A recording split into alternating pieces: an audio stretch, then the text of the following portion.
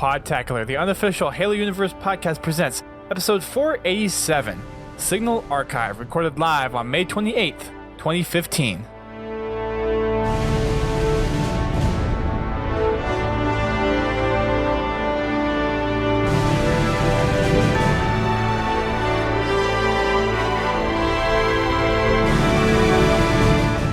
Hello everyone, welcome to Podtacular, the unofficial Halo Universe podcast. I'm your host, Duststorm.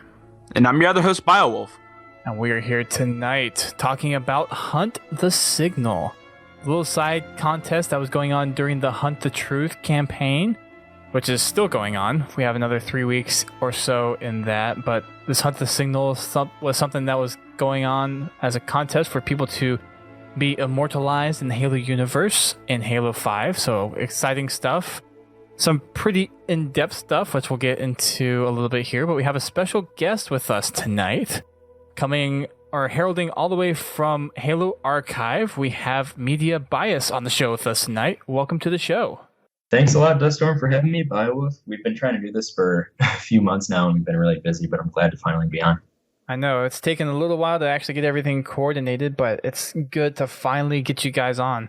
You guys have been making quite the scene when it comes to the Halo lore stuff, so everything that you guys have been putting out has gotten a lot of focus and a lot of great content's been put up there. And we actually mentioned something on our last podcast that you guys recently put up, which was thoughts on who Pharaoh could actually be, and what you guys kind of dug through some of the other Halo fiction that we've gone through and identifying somebody who could possibly fit the bill for who this mysterious entity in Hunt the Truth could be.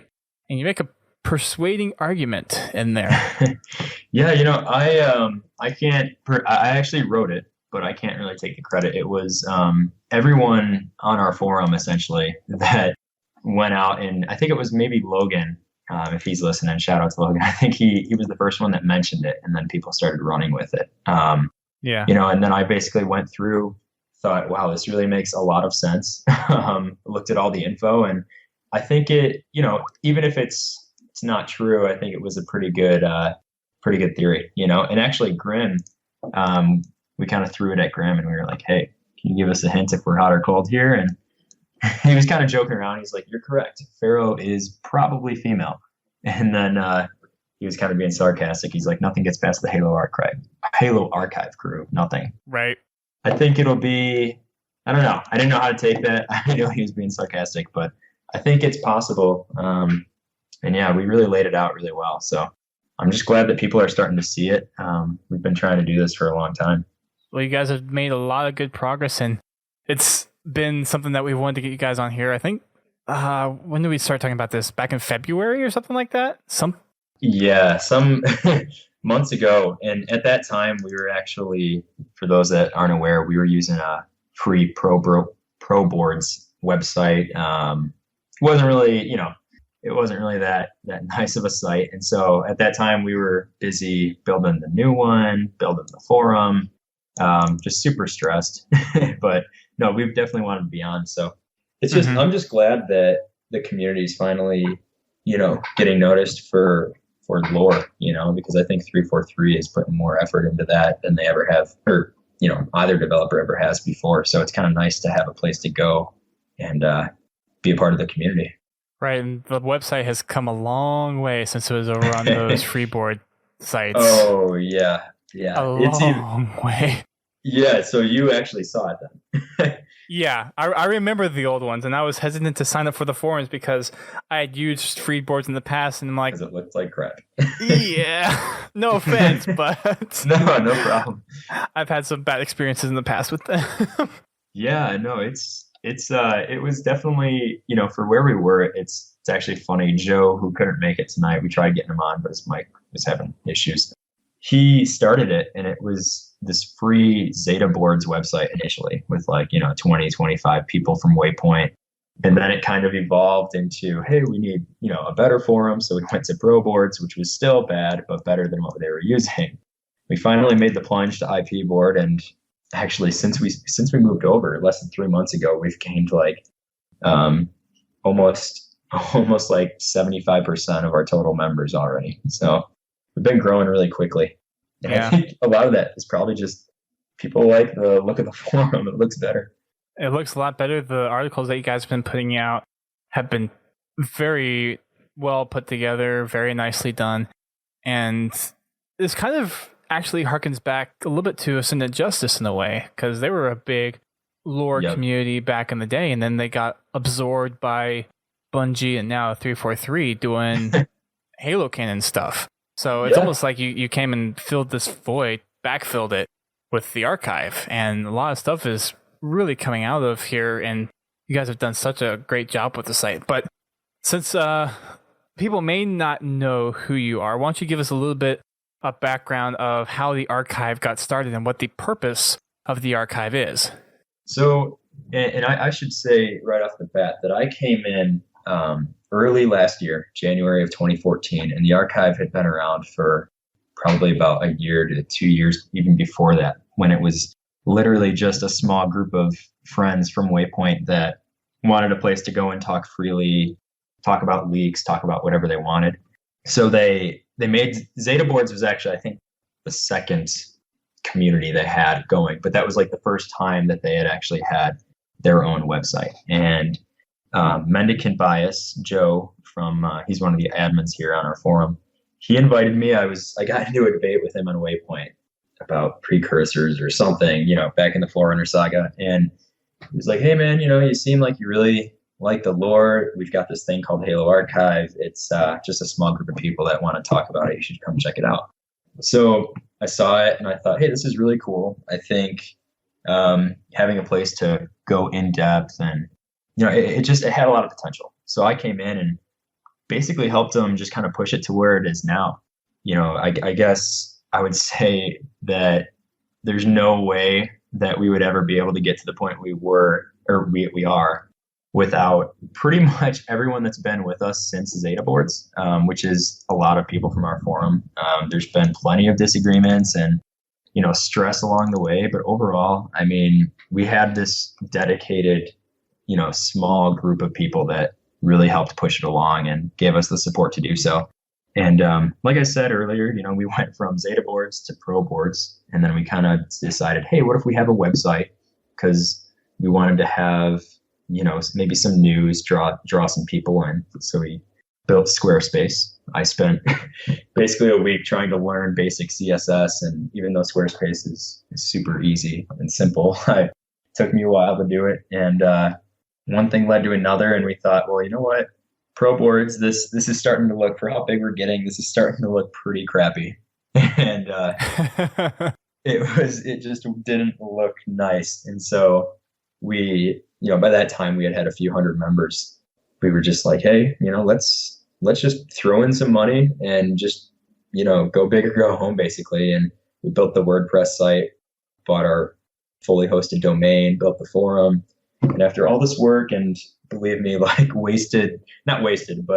sacrificed weekends, we finally came out on the other side pretty clean and kept a lot of our good members. And now, like I said, man, like we moved over in early March, and I think we were at like 460 members that we had brought over from the past site. And less than 3 months later, now we're at 752. And it's just like, it's been attracting, writers, people that are really good writers. One person specifically, Abby Dildev on our forum, she came over and she wrote a piece on Halo the Flood that actually got the author, William Dietz's attention. He commented on it and tweeted it out. So it's really cool to see not only our site and our community get big, but people that are involved get some notoriety for, their work as well and their love. I guess that's pretty much it in a nutshell. We're just trying to push lore. I think it's a perfect opportunity with, like you said, Ascendant Justice being gone and 343 putting way more effort into it than ever before. The lore has exploded, just evidenced by the Hunt the Truth stuff that's been going on. It's astronomical how much content that we get through the Halo lore. And that's one of the things, personally for me, that's exciting about Halo, is just the fact of how big the universe is, how complex everything is, how everything ties together, and its vastness is outstanding. It's hard to keep track of everything, too. Oh, definitely. And I've never been, I've always liked sci-fi, but I'm really not into too many other sci-fi universes. There's a few really good movies, and obviously everyone loves Star Wars, but I've never gotten so entrenched into a sci-fi genre, and I think, or not genre, universe, but I think it's because not only can I, do something I love, play video games, but now they've got, all the ARGs going on. They've got books, they've got comics, and now they're doing live action stuff. So it's just like it's almost like a whole world. It's not just one medium of the universe that you're having to deal with. You have all these other cool ways to access it that makes it so special to me. And that's one of the really cool things about it. One of the interesting stats that I've heard too, and this is more from the past than it is now per se, but how many copies of Halo is sold versus how many people play online or have even logged in for something like Halo 3. It's actually pretty astounding. I don't remember what the numbers were exactly, but it was something along the lines of 1 million of the copies of Halo 3 that got sold or something like that never signed into Xbox Live. So that just shows you how much of an impact that the campaign has. And I think at some point there were like maybe like 11 million unique Halo 3 players on Xbox Live at one time. So just take 1 million of that. It's still a very involved franchise in terms of a story. And for a lot of people, I think that's what Halo really started out as. Granted, the competitive community is very vocal and very prominent for Halo, but I think one of the things that really sticks out for Halo is the story that was created by Bungie.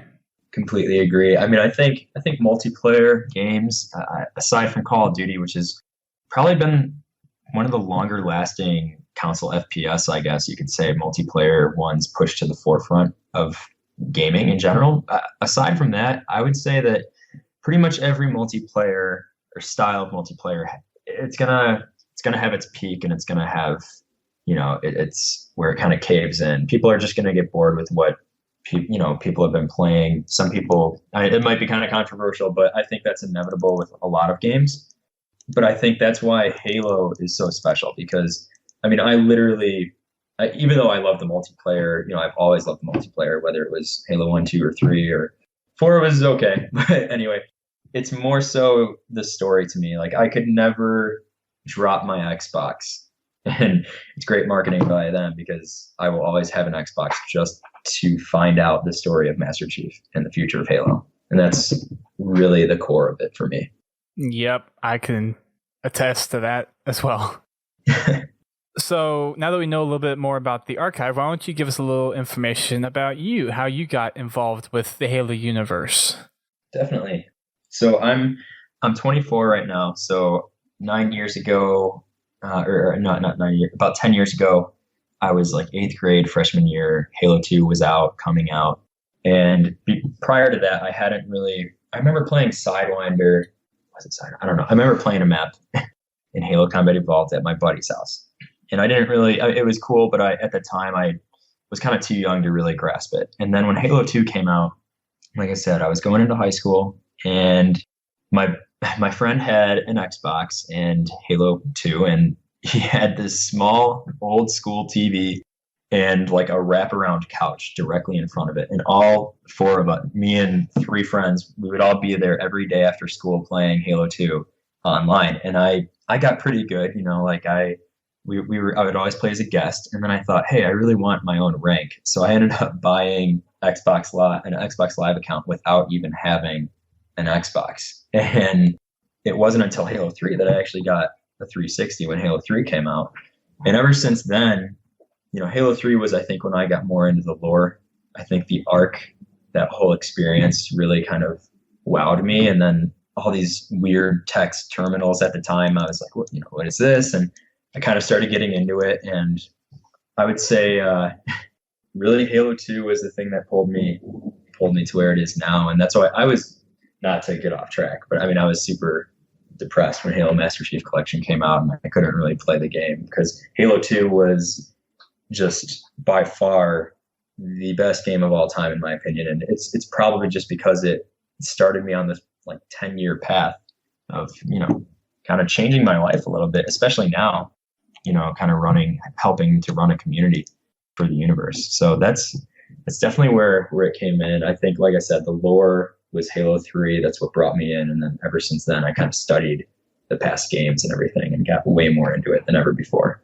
That's awesome. Is there any particular game that, you mentioned that Halo 2 is one of your favorites, but is there any particular game campaign-wise that really speaks to you the most?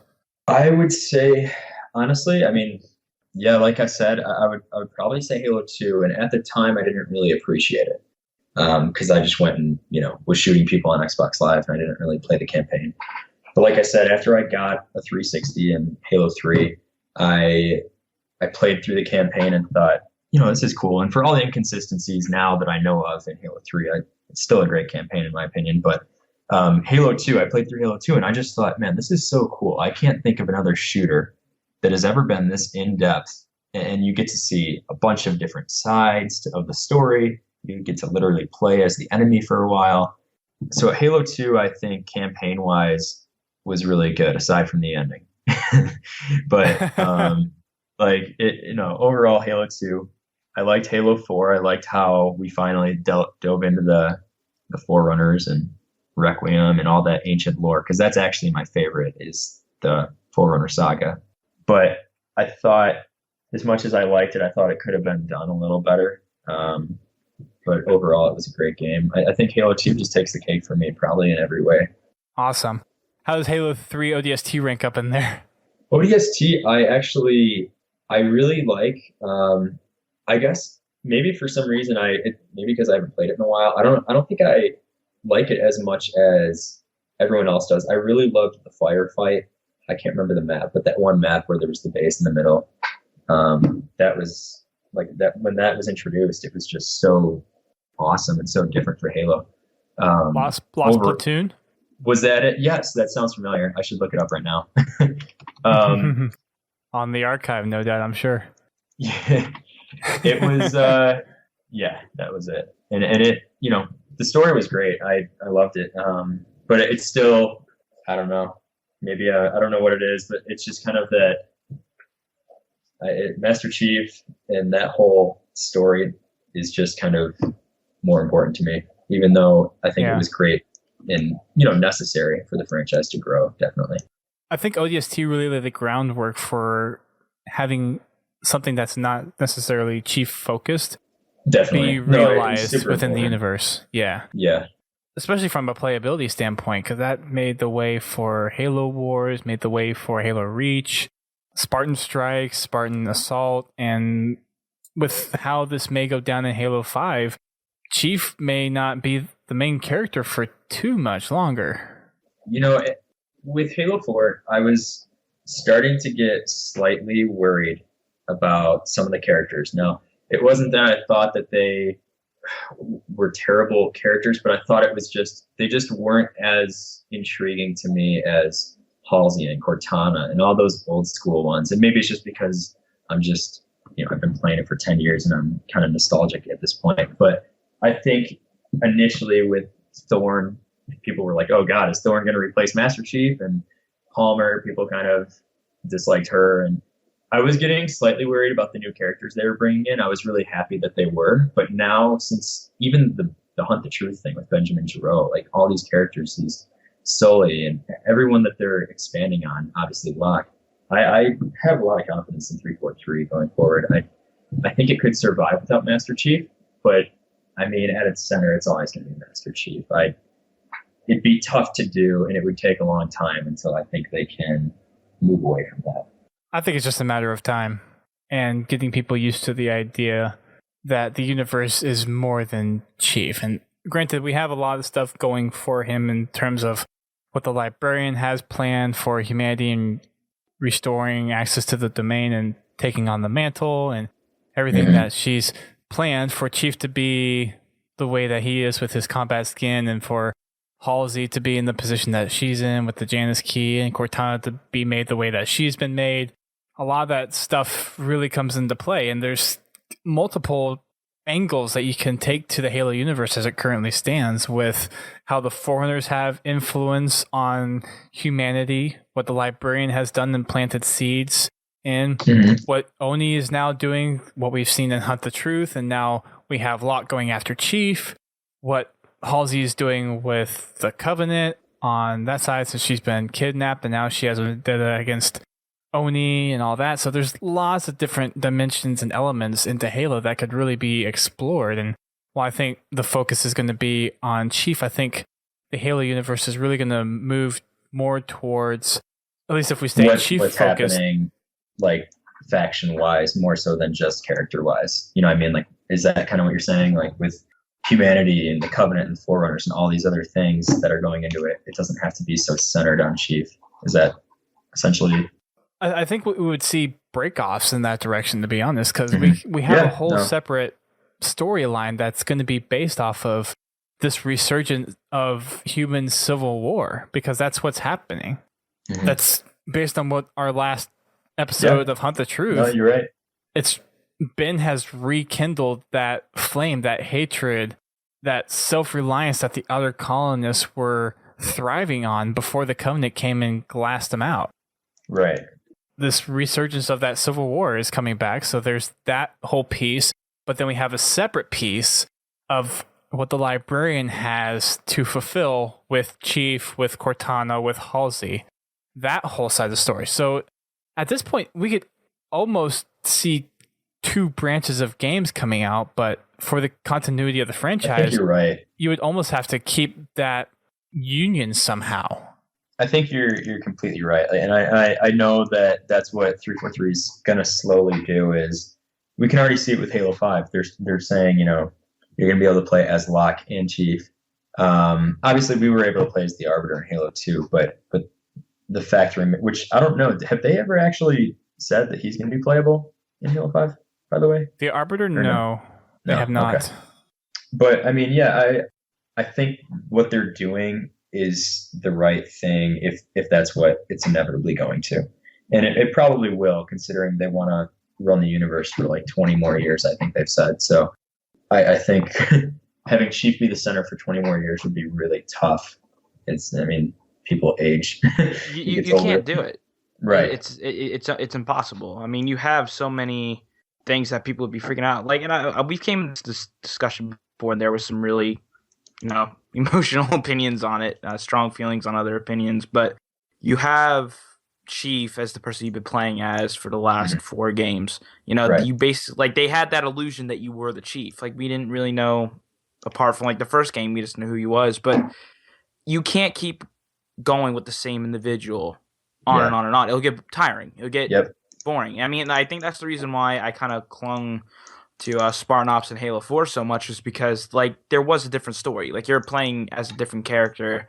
You were seeing different things. Like, you were still in that direct, what was going on in Halo 4, like with Palmer and different things like that. Now, what they're doing with Halo 5, you have a lot of characters in there. You have Locke, you have Arbiter, you have Chief, you have Blue Team, possibly Buck. Lasky, like, you have just a huge pile of characters, and something that I was honestly really hoping was they kind of redo Spartan Ops. Well, no, I mean like that, but like you're saying before, they would have to have a couple different games. But the way they could honestly keep it in one game is branch out into different ways of telling a story. And I think Spartan Ops was kind of the pretty unique way of doing it. I mean, granted, it wasn't the greatest. Like, it wasn't the greatest way of doing that. The gameplay itself, like the missions, I guess maybe weren't the greatest, but I thought the story was fine. I thought, I liked the idea, and I actually hope that they continue doing it unless they have something better planned. But I mean, I thought obviously the first half of the season, mission wise, was a little like, there were times where I was just a little bored doing it, but the story itself wasn't bad at all, and I liked that they were at least trying to find a different way to expand it, Yeah, I mean, I think that's the reason why I like ODST. ODST is my favorite story in the Halo franchise as of right now. I don't know, Halo 5 may change that real quick, but I think the reason why I kind of like that one out of the most out of all of them was you were seeing the other side of the story. You weren't seeing the super soldier. You were seeing the ODSTs that were struggling to go through all these things. You had a team. Like, you had Romeo, you had Buck, you had Dutch, you had all these individuals, and they were kind of going through it. And it was a really unique way of telling a story. You kind of branched off from the normal that you were seeing with Chief. Definitely. And I think that's the reason why I kind of like, and I'm excited for ODST that it's coming to Xbox One, because I'll play the crap out of it then too. I mean, I think I'll appreciate it more now too, yeah, kind of going back to that, and I kind of want that style because I mean it obviously wasn't like completely open world, but it was kind of down that road a little bit. And I thought that was really cool. And I think that's kind of, I mean, I have a gut feeling, I could be completely wrong, but I think that's what Halo 5 might have some of those elements, like where they say you can be Chief, you can be Locke, and you're hunting Chief, and whatever Chief is doing, I'm sure he's looking for something. Like, it seems like it's almost setting it up to kind of go your own way a little bit. I know it's still going to be linear, but I wonder how much. Like, I don't know if it'll be Halo 4 style and, the trilogy games where it's just mission after mission after mission. Right. Yeah, I mean, I think the way they did with ODST was pretty unique. Like, you kind of had, this is kind of a weird way of describing it, but you had the ground level where you were rookie, kind of searching for your teammates. You're finding the sniper, you're finding all these little things that kind of led into the other stories to tell that. Like, that was unique. Like, I really enjoyed how they did that. So it really makes me wonder how they're going to tell the story in Halo 5. You have so much going on. You can't keep it the same way. Like, you can't keep on going through the same campaign missions like we've seen in Halo 4 or Halo 3. Like, that's the way they're telling stories then is pretty much gone. Like, especially when it comes to this. I mean, if you're having, it's the honest truth. Like, there's too much going on with this just to keep it simple. You got to kind of branch out into other things. I agree. Totally agree. I think we can move on to the Hunt the Signal stuff.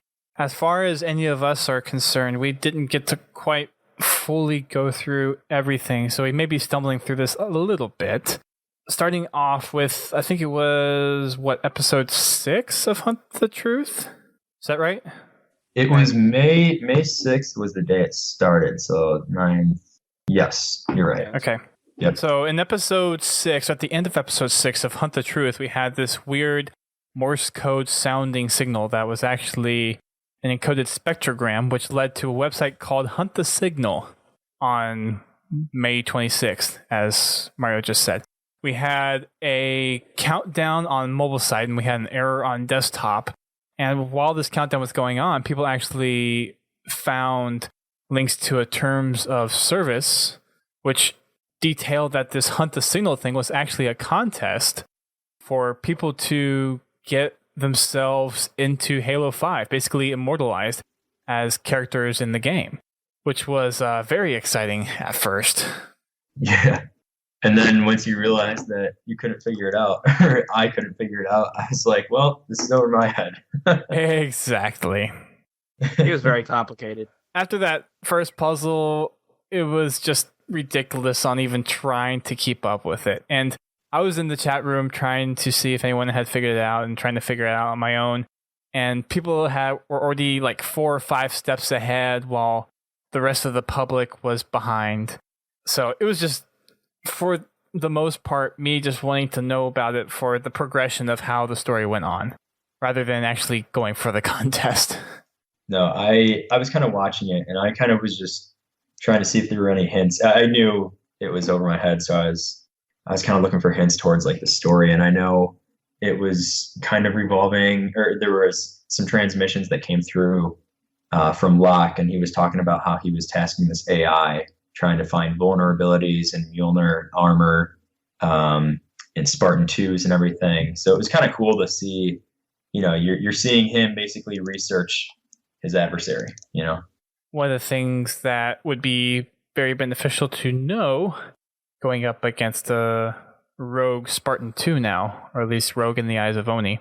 Once the countdown hit 0, we were led to a site that had that introduction text of what you should do in order to get through Hunt the Signal.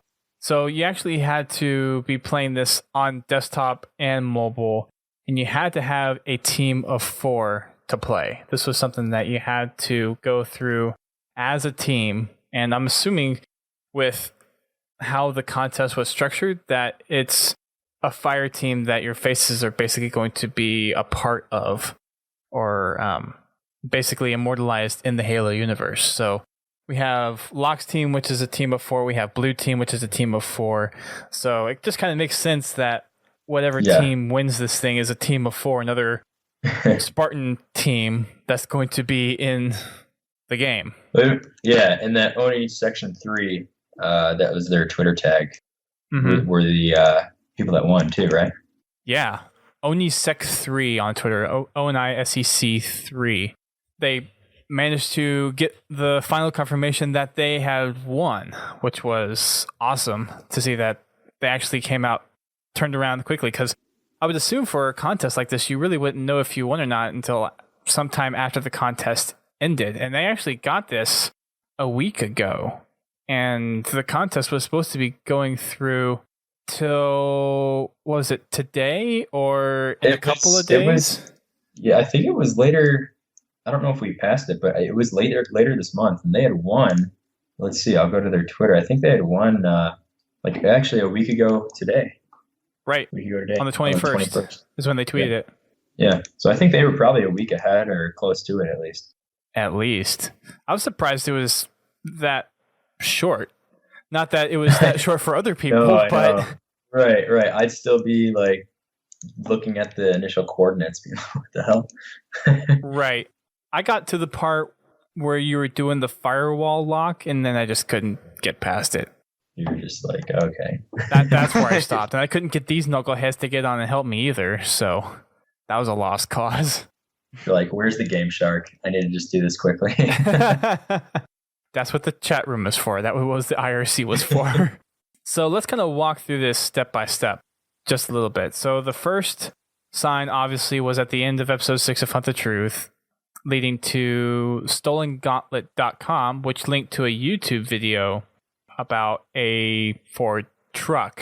It was just a Ford truck commercial, and it had it had similar glitches to another video that was released on Xbox UK that was called The Best of 2015, and it was a similar trailer that we've seen before where it was highlighting some of the best games that are anticipated to come out for this year, and then it had glitch parts in it that led to stolengauntlet.com. What, right? The Xbox UK one did that? I believe so. And then there was there was that one first task with all those that were, I think it was directly accessible from there, but it had like A, B, C. I can actually post the image in the Twitch here. Yeah, go for it. But you get through the video in stolengauntlet.com, which leads to that truck commercial. And then you eventually, once the countdown hit 0, you get redirected to this compass, and the numbers that you had to put in were 27, 117, and 248. And once you got to that stuff, you actually got through to where you could register for the contest. Mm-hmm. Yeah, that's right. So everything going up to that point was kind of the entry into it.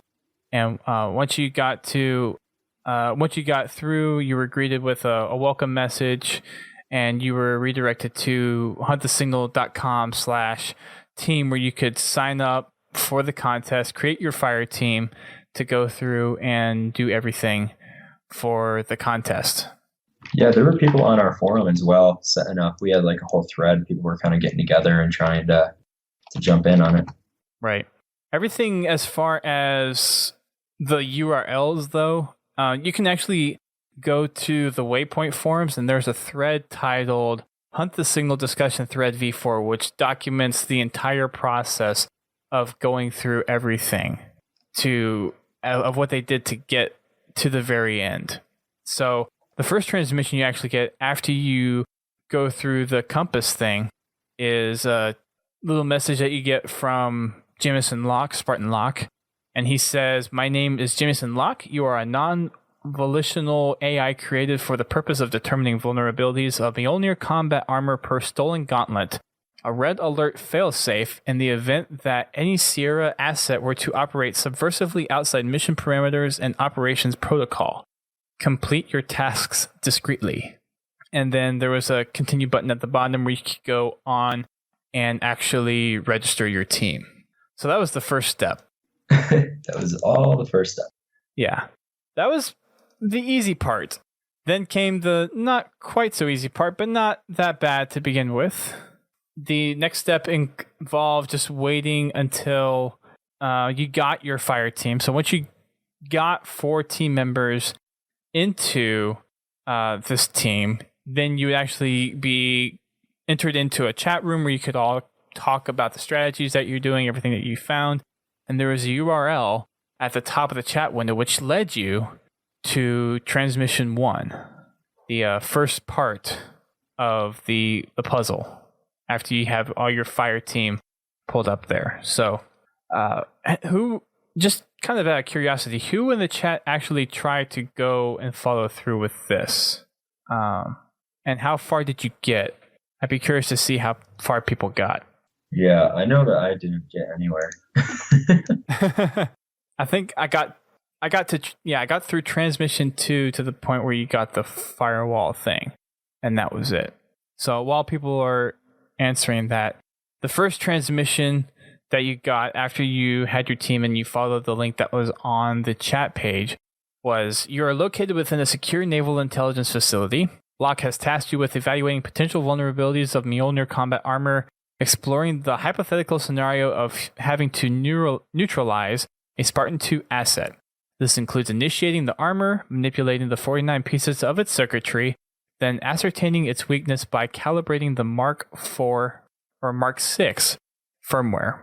Which, looking at the puzzle afterwards, really didn't quite seem like it. It was just more of a storyline to push it along.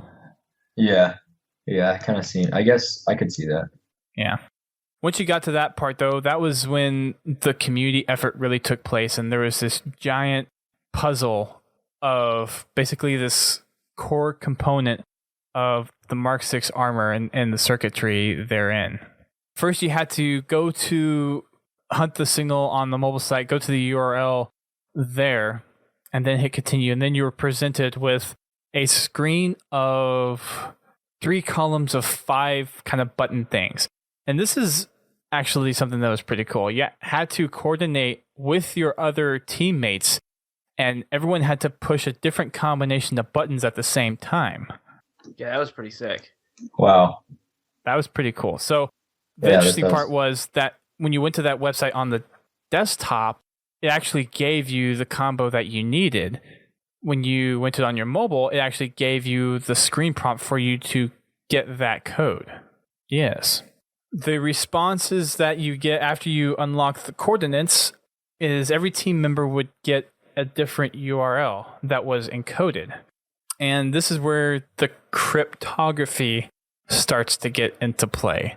This is something that I am not very strong suited in, and this contest was heavily riddled with cryptography. Needless to say, I got lost. I didn't know what to do. Yeah. I was so done. I was like, it wasn't. I don't even know what that was. To be honest, they would give me directions on how to do it. I'm like, all right, I know how the compass works. I know how that works. All right, now we got to do the cryptography. What is that? Like, I don't even thought of doing, even heard of that. Like, it was interesting how they did that. Mm-hmm. Though I will say, like, that your teammates had to hold, or your clan or teammates, or whatever, had to hold the buttons at the exact time and they give. Like, they put a lot of thought into this. Yeah, they did. It was very in depth of what they did, which is kind of cool. As far as having the fire team work together, I thought that was something that was it was a good approach to it. Although I can't really say from the part after the firewall stuff, but it didn't really seem like you needed to have too much of a team effort other than trying to figure out all in all what was the next steps. Like, have everyone just trying different things until you could actually get to the next part. So once you got the 4 URLs, there was a hint somewhere. I can't remember if it was on the mobile site or the desktop site, but you were given the hint, Birth of a Hero. And that was a key for a cipher that you had to use in order to decode the URL. So it was, let me see, what was it? A Gronsfeld cipher. And again, if you want more info on this, just look up and we'll link this in the show post whenever we post it on the website. And I just put a link in the chat for those interested. But there's 4 or 5 different cryptography ciphers used in this thing. So this was just one of them. It was basically taking the digits from Chief's birthday, and it was an offset for all the characters in that URL string. So you convert the string, and it generated 4 URLs to 4 different images of circuitry. There were a total of 1, 2, 3, 4, 5, 6, 7, 8, 9, 10, 11, 12, 13, 14, 15, 16, 17, 18, 19 different pieces of circuitry that you actually had to find across the internet. And this was stuff that was spread over Xbox, Facebook page posts, Xbox Tumblr, Twitter, YouTube, Hunt the Signal, Hunt the Truth, everywhere. And there were teases that were going on from the Halo Twitter account for those who hadn't found the pieces yet. But this was something that it was a community effort, similar to the Halo 5 box art thing, which was interesting because everyone was pulling together, and we actually managed that to... That was cool. I liked that. Yeah. One of the last pieces we got was actually a picture of the last piece on a shirt, which I thought was kind of interesting. But we got the whole thing put together.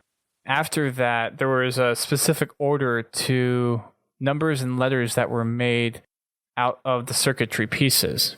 And it generated a specific URL that redirected, I think, back to Waypoint, actually. Huh. Yeah, there were lots of different domains that they used for this thing. It was crazy. Yeah, no, once it got past the initial, I'd say like 2 days, I was it was just moving too fast for me. Oh, it definitely was. Yeah, I mean, the pace of it was just ridiculous. I mean, the amount of things I was seeing flying through Twitter. Yeah. I know. I was on the archive Twitter just kind of watching everything and watching everyone go. And I was just like, my gosh, this is insane. It's cool to see, but it was overwhelming. The next piece to this puzzle, after we got the circuitry put together, this URL goes back to Waypoint. And if you go back to the chat box on the desktop at your team hub, for lack of better words, you had admin messages and said, find me in the forums. And there was also text in there saying whether or not people had found all the pieces or whether or not it was still kind of going on. And just as the Ford commercial, the username was an anagram for Dr. Halsey, this forum user was another anagram for Dr. Halsey by the name of Shale Dry.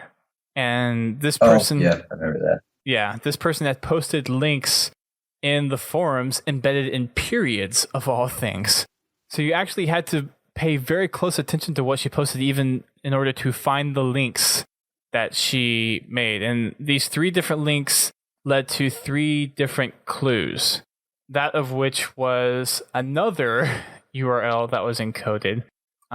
So the first was a URL string that was garbled up. The second thing was a sequence of numbers, 53124. And then the last thing was a set of what looks like directions. The series of numbers was actually a transpose cipher for the URL. And the URL led to this new puzzle that was like a 3D square. And you had to go to this URL on your phone, lay it flat down. That was the setting point. And then you tilted your phone to move the 3D box in the direction of these arrows. And then once you got to that position, the square would change colors to indicate that you got the move, and then you had to set it back flat down again. And then you went through all of these directions. And then once you finally got that completed, you were you went to transmission number 2, the next piece of the puzzle. At that point, did anyone say up here that how far they got? I saw one person say that they didn't even attempt it, and I read so far on that I forgot to even check. Sorry, guys. Yes, so many stuff. Like a lot of people saying it was overwhelming. The guy, Pure Sicko 12. He said it was. That's actually really me. Okay. Well, all right. There's a lot of stuff, and one of the weird things too is all the incorrect platform messages having all the decimal or the decimal numbers in there.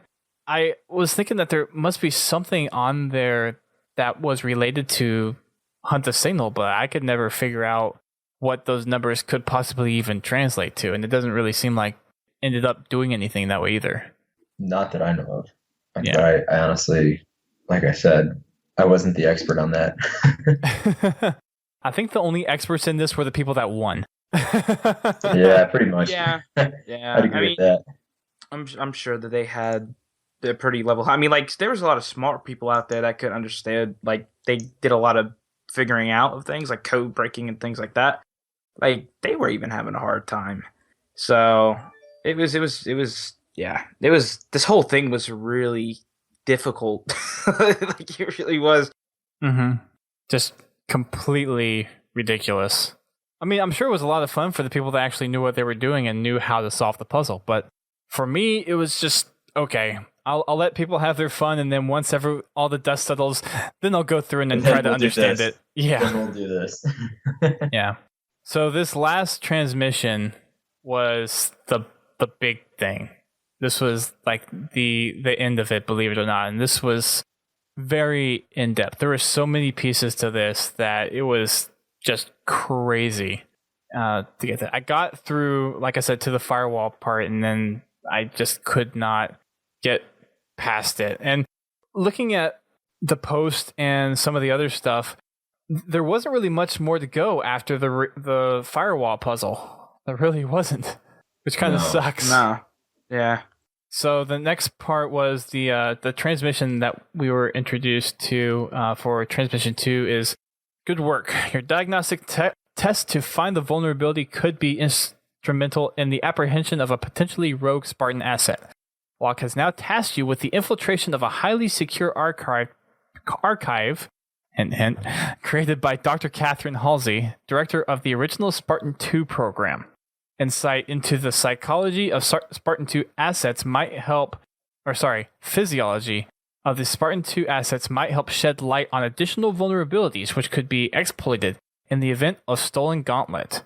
Caution should be taken, however, as this archive may be heavily guarded by an extant program in the previously quarantined facilities.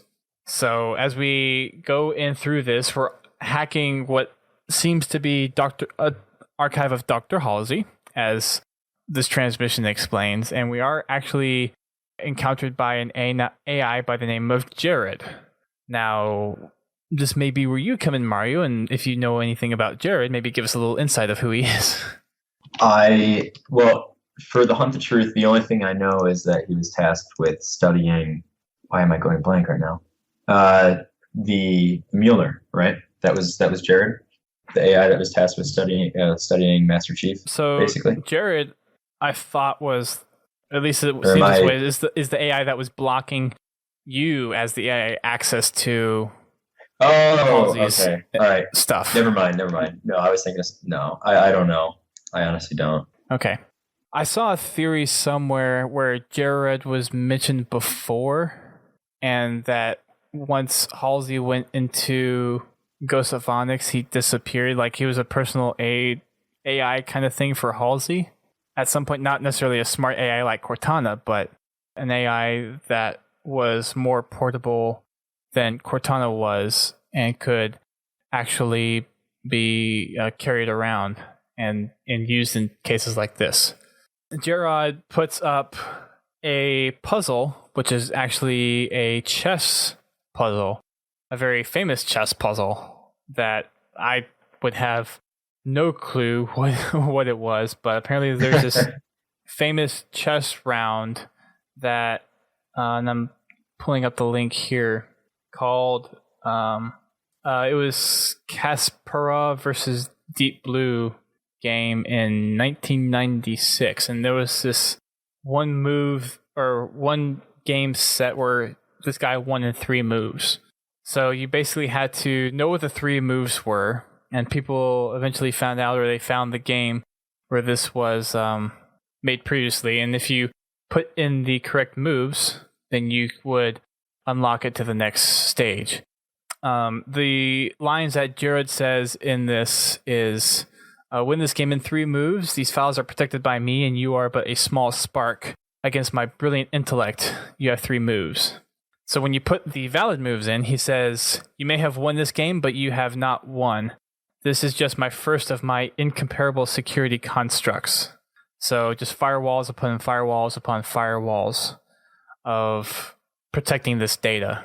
Once you go past that, once you get through the message, you are redirected to another URL, which is a Rebus GIF, which is basically just a sequence of images stacked up on top of each other. In each one of the frames, we have a 2-number pair that actually relates to a book for ISBN numbers that were also embedded in this image. And the ISBN numbers actually refer to the book The Fall of Reach, the first Halo book. Wow. Yeah. Oh, and that's okay. I think I know where that was going. The pairs of numbers were the chapter and then word count to compose this sentence to get on to the next step. So through all these number pairs, you get the sentence, get around the system to find dark secrets, go to 04592Z-83.com. So the URL that you were supposed to go to is this 04592Z-83.com. And once you got there, that's when you would get to this ring puzzle. And this was the last part I got to personally. Once there, you had to align the rings in such a way that it was basically like a combo lock where you had arrows around the circle and they would point in, and you would have to line up all the locks in such a way where it was a straight line from the arrow to the center. You would align it up, and then once you got them all aligned, it would have lines go in, basically indicating a lock, and then an outer ring would appear. And you only had 2 minutes to do this. No pressure. Which was not a lot of time. No pressure at all. One of the things that stumped me, and this is where I got stumped, was how to solve that last outer ring. And something that someone discovered was you could actually go in and implement a JavaScript variable that would extend the time. How did they find out to do that? So that's actually something very basic with JavaScript, and I actually was digging through the code to see how I could extend it also. And then while I was digging through it, I saw someone on the IRC mention that you could just go through and change the JavaScript. And there's a couple of different ways to do it depending on what browser you have. Most browsers, you can just replace the URL with setting a specific JavaScript variable to a certain value, and then that'll overwrite the variable set in the script. That's one way to do it. Another way to do it is via a JavaScript debug console, and that comes with Chrome and that comes with Firefox natively. So you just open up the console and then you edit the variable, and that gives you time. So you could really change it from 2 minutes to 1,000 minutes if you wanted to. Pretty cool. Jeez. It was ridiculous, to say the least. Gosh, it was really a cool thing that they did. I mean, I think a lot of people were saying it was one of the more favorites since Iris, which is kind of generally known as the best ARG that they've put out, for Halo. That still haunts me to this day. Because the second Iris package was, and they gave away stuff for the first 100 that solved each puzzle or got through each puzzle. And for the second one, I think I was number 89, but I wasn't old enough to claim the rewards for it, so I could never get it. I was 17 at the time.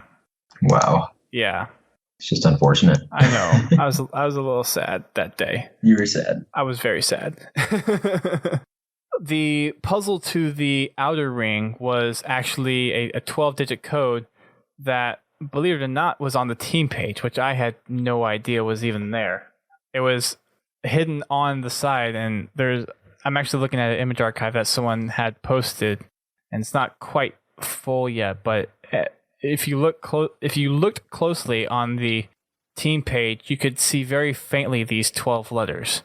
And I wish I would have gone back there and noticed, but the 12-letter combo that you had to put into this outer ring was 5XZLA7WYSB3P. And once you get through that, each team member would get another set of URLs. So each one would get a different one. And there was another string from somewhere, I forget where it came from, but it was a lot of numbers and dashes, and it was almost like kind of like a URL in a way, but it didn't really follow any specific format. But once you got through this ring, it actually was something that you could match it up with the URL, and based on the letters, you would actually go count backwards down from the letters, and then you would get the URLs where you needed to go to. So out of those 4 URLs, you were given access to 4 different parts of Halsey's archive. First part was a set of images regarding what looks like viruses or possibly flood spores, something like that. Some kind of study, and then also a DNA strand, which could possibly be, it looks like DNA that's just been broken apart. And a lot of people have rumored this is evidence to possibly the flood being brought back in Halo 5, or somehow being brought back into the franchise, something like that. So that was the first thing. Then the next thing was the security images of one of Dr. Halsey's labs that she used. Nothing particularly special about those. And the next thing was different planetary readings for some planet that she was studying, which looks like a shield world, possibly, Forerunner shield world. And then the next thing was X-rays of somebody. And this was also, was this on the archive that I saw this? There was someone speculating on who this actually was. Somewhere I saw an article or kind of explaining. It may have been in the forums. Okay, yeah. This was a study of Dr. Graham Albin. Someone in the chat, correct me if I'm wrong, but he was he was a subject for the Spartan program, and he basically donated his body to be studied and his brain to be used as a template for an AI, which eventually became BB, which from those reading the Kilo 5 trilogy knows that is the AI that Perengoski has. Pretty interesting. It's kind of interesting to donate your body for an AI like that. Yeah. Pretty weird, in my personal opinion. I wouldn't necessarily do that. Yeah. I wouldn't want anybody going through my memories as well. That's weird. It sounds awful. Yeah. Well, you're dead at that point, so. Yeah. Still. No one's let my body rot in the ground. I don't want no one messing with me. So the next thing in here, and we're almost through this. We're almost at the very end. There's like 2 more steps to this, and then we'll wrap it up for the night. This may be boring for some people. I know this is hard for me to keep track of, so I can't imagine what it's like for other people. Taking the DNA sequence, we get a Baconian cipher, which I didn't even know was a thing, which gives another link that links to an overhead view of a map, and in that map is embedded what looks like a Forerunner glyph, similar to the ones that we had on the Forerunner terminal when we went through. What was it? Like on Waypoint, when you got to the reach credits and whatnot. You guys remember those? No. Wait. Well, No, I don't think so. I'm trying to think. I'm not remembering. No. No? Okay. But you were given a glyph, and then you were given another one of the other links. So this was the result of one of the other links as well, and then one of the other links went to Halo Starscope, which was used as a promotional tool for the Master Chief Collection. And there was something in there where if you input certain coordinates or input this glyph sequence, it actually led to another link. And this is where stuff just gets, I get lost. But from all these glyphs, you eventually get to another link. And going back to the Rebus gift, there's one frame that is a pigpen sequence, and that was the one that had kind of like the tic-tac-toe squares and then the X with the letters in it. I don't know if you guys remember that. Yeah, I remember it. Faintly, but I remember it. And then once you got that, once you entered in the glyphs, that was the end. So actually, going back to Starscope, that's where you find one of the other glyphs. So there were 4 glyphs that you had to discover. One of which was in Halo Starscope, one that was in that overhead view, and then 2 other ones that you had to find. And then once you went to that final URL, that was it. You were done. After that long, lengthy process, you're finally done. A cipher of Bacon, Kevin Bacon. I just. So yeah, that was Hunt the Signal. And the guys that ended up so much winning this thing were the folks over at OniSec3 on Twitter, Gamer Refinery, Mr. Toasty, Devlins, and Sticker Boy. So they got the final congratulations. And the reward text was to be immortalized in Halo fiction and something else for you each to keep. But for now, this is all we can reveal. Wow. So that was Hunt the Signal. That was the contest that boggled the minds of thousands of Halo fans for 2 weeks. My gosh. I have a headache. Yeah, it's pretty special though that people can just go through that and get it done so quickly, you know? Yeah. More power to them, because I couldn't do it. Definitely. I would not be able to do it. For people that made it to the end, congratulations for getting that far. For the people that won, congratulations for winning. You will get to see your faces in Halo 5 Guardians coming in October. That's going to be exciting, right? Yeah. Pretty interesting stuff. I'm really interested. I can't wait to see like how they implement their face somehow. Like I know it's probably not going to be anything like huge, but it's going to be interesting to see how they do. Oh, definitely. Still be cool to see. I mean, that'd be awesome to be that person. Showing people that is my face right there. Yeah. Yeah. So that's it for this week, guys. There's not really much in Halo news happening. We're supposed to be getting ODST and Remnant within the next couple of days. If it's going to be by May, we'll see. And hey, Duststorm, do you mind if I say a few words too? Yeah. Feel free to plug anything or say anything, and yeah, go for it.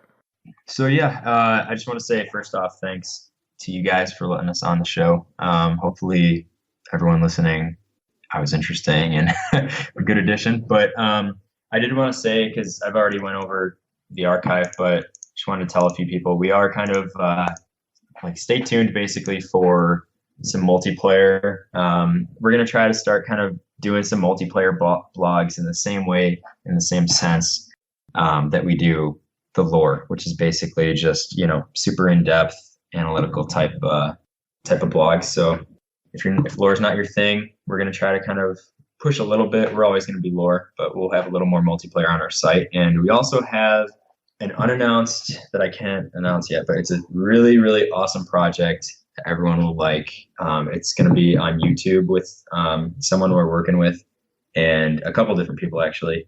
And we're kind of at the helms here getting it ready. So once we're ready to announce more, I'll definitely let you guys know and let everyone else know as well. Awesome, dude. We have our own little special project that hopefully we'll be announcing within the next week, which will be very exciting. Awesome. But again, you can find Mario or Media Bias over on Halo Archive, which is haloarchive.com. You can find them on Twitter at Halo Archive. Do you guys have a YouTube or Facebook or anything else you want to plug? We have Facebook, we have Twitter. Those are pretty much the two, aside from our website, that we use. Our YouTube is kind of not existent right now. I know the feeling. Yeah, no, thanks again, guys. Sure. So make sure you guys go check them out. It's been a pleasure to have you on Media Bias. It's been something that we've been working forward to getting, and I'm finally happy we were able to get it done. So thank you for coming on over and giving us a little in-depth perspective on what the archive is, and I encourage you guys all to go check them out. And also check out our podcast network. We have a sister network that we are partnered up with, where you can go find podcasts like Critcast, which is a TF2 podcast, Guardian Radio, which is a Destiny podcast, The Learning Cliff, which is an EVE Online podcast, and then some miscellaneous podcasts such as Work in Progress and How to Murder Time. So please go check them out if you're looking for some other podcasts to dive into or fill your ears with during the workday or however you listen to podcasts. Also, make sure you check us out on our media sites. We have Twitter, YouTube, Facebook, Instagram, Twitch. If we have it, you can just go to podtacular.com/whatever that is, and that'll get you there. We will be doing some big E3 coverage coming up in 3 weeks or so. So make sure you are following and subscribed to all those places, because we have some pretty exciting stuff that we know is going to be coming towards E3 and that we'll be trying to cover as best as possible. So make sure you guys stay tuned to us here. Make sure you guys stay tuned to the archive, as I'm sure there's going to be quite a bit of Halo lore stuff coming out of E3 as well. So they're going to be writing that for days, I'm sure. We'll be right there. Yep. So make sure you check those out as well. Tune in to us on live for Twitch. We have another 3 episodes of Hunt the Truth. We'll be doing the next 2 on Wednesday, and then we will be recording the last one on the Sunday before E3, before the Microsoft press briefing. We're not sure if we'll do that one live, but we'll be recording that one on this Sunday. And of course, we do our shows regularly on Thursday nights at 8:30 p.m. Eastern Time. Tonight was a little bit of an exception, but that's when we normally do them. And our game nights on the Master Chief Collection, also at 8:30 p.m., but on Friday nights. So we hope to see you guys get involved with the live stream. We do our $10 giveaways every once in a while. We did one last night for our Hunt the Truth episode, which was pretty cool. We got to see some new faces, which is always awesome to see, and we see some of them are back tonight. So thank you guys for tuning in. And I encourage the rest of you guys, if you want to get in on the conversation, have a little fun to chat, then come on over to Twitch and hop on in. We promise we won't bite or infect you with flood. So until next time, everyone, thank you again, Media Bias, for coming on and representing the Halo Archive. Keep on fragging archives.